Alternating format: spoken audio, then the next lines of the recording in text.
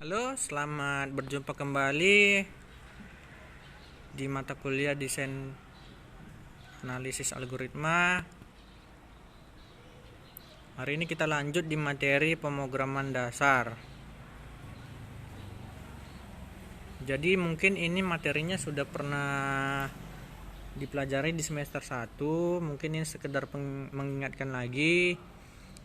Jadi di sini bahasa pemrogramannya yang kita gunakan bahasa C. Sini bahasa C ada banyak jenis yang biasa digunakan. Ada Depth CCC Flash, Visual CCC, Borland CCC, Turbo CCC. Jadi di sini bahasa merupakan sarana untuk berkomunikasi. Untuk berkomunikasi dengan komputer, kita perlu menguasai bahasa komputer. Bahasa yang dimengerti komputer adalah bahasa pemrograman. Memprogram adalah proses berkomunikasi dengan komputer.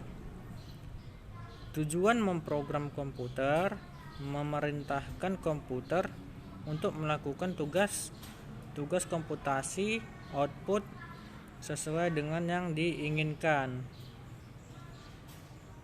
Jadi komputer merupakan salah satu produk teknologi tinggi yang dapat melakukan hampir semua pekerjaan di berbagai disiplin ilmu.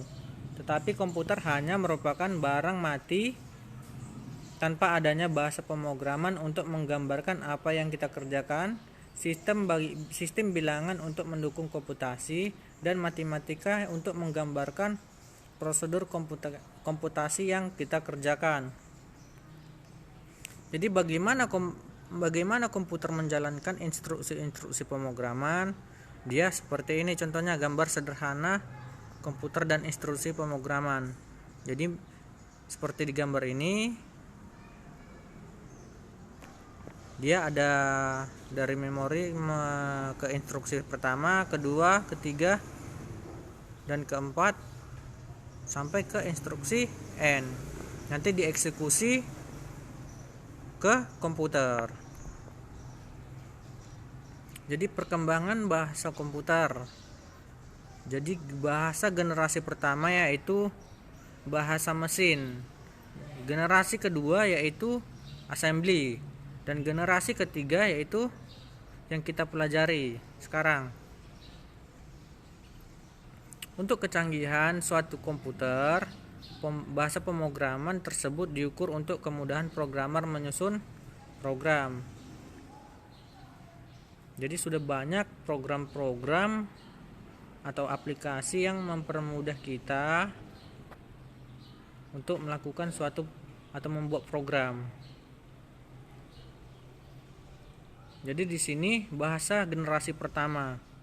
Jadi merupakan kode-kode bilangan biner terdiri dari kombinasi bilangan 1 dan 0. Jadi setiap kombinasi mewakili satu instruksi.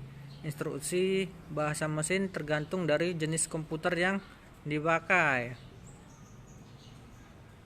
Contohnya seperti ini, 01000111B. Jadi dia artinya 47 heksadesimal. Oke, kita lanjut. Kemudian masuk ke generasi kedua. Jadi di sini masih bersifat mesin dependen. Kemudian penulisan sudah jauh lebih mudah dari bahasa mesin yang pertama. Kemudian beberapa variabel mesin masih mengacu pada register, alamat, memori maupun input/output.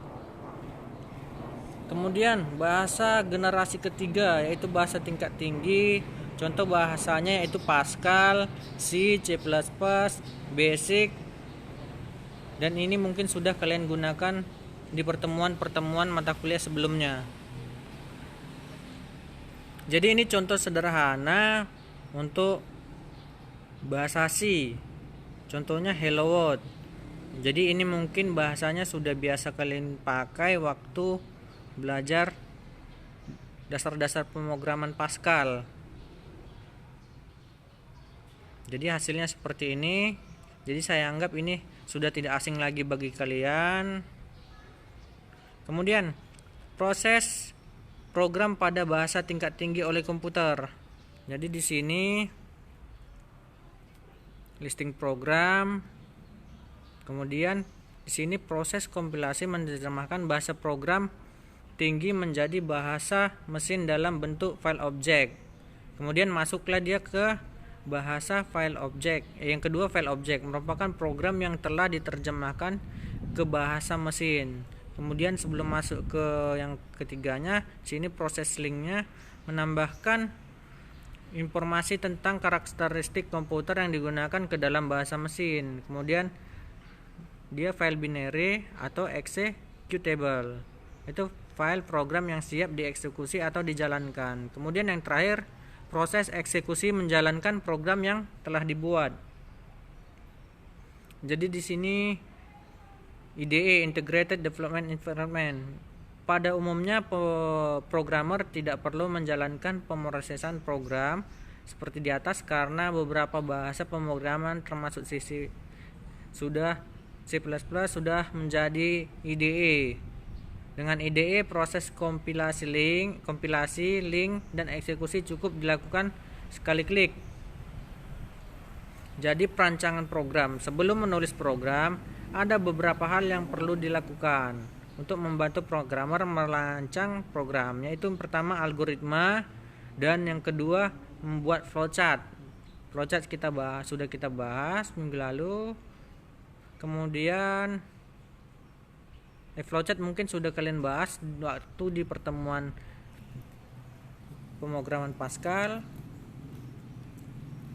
Kemudian proses tersebut tidak harus dilakukan karena fungsinya untuk membantu merancang program. Jadi di sini ada contohnya. Misalnya contoh algoritma pertukaran data dua buah variabel, misalnya variabel A dan variabel B. Pada awal program bernilai A3, B5 dan pada akhir bernilai A3 dan A5 dan B3. Jadi ini dia prosesnya 1 sampai 6. Kemudian flowchart. Di sini tiap-tiap penanda program mempunyai simbol dalam flowchart. Kemudian penanda-penanda tersebut yaitu awal, akhir, kemudian suatu proses, kemudian input output, kemudian proses lagi, kemudian pengambilan keputusan. Ini adalah simbol-simbol flowchartnya. Nanti bisa kalian pelajari sendiri. Ini contoh untuk flowchart pertukaran variabel yang tadi. Kemudian algoritma program Hello World.